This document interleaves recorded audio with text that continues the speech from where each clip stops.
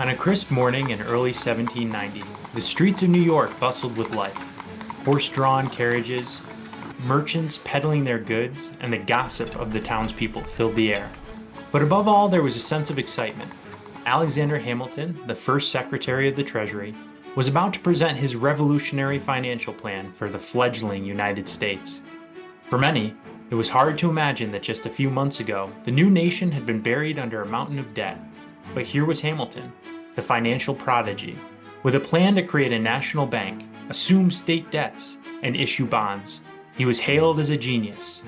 Little did they know that the man who was setting the country on a solid financial footing was, himself, standing on shaky ground.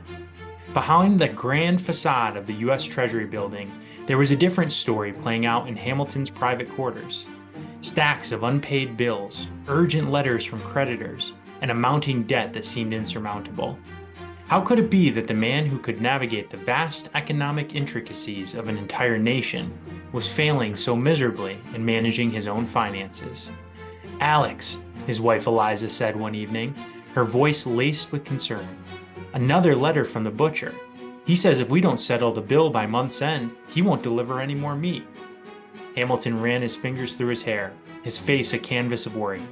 "I'll take care of it, Eliza. I promise." But promises were becoming harder to keep. Hamilton's lavish lifestyle, his desire to uphold an image befitting his status, and poor personal investments had dug a hole too deep to climb out of.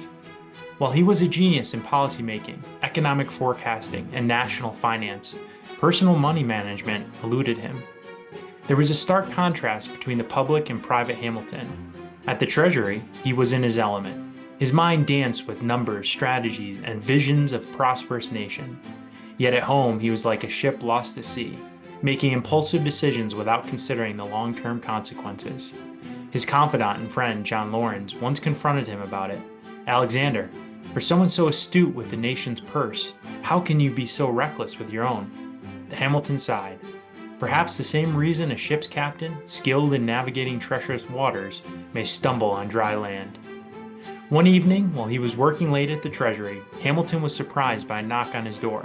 It was a local moneylender, Mr. Giles.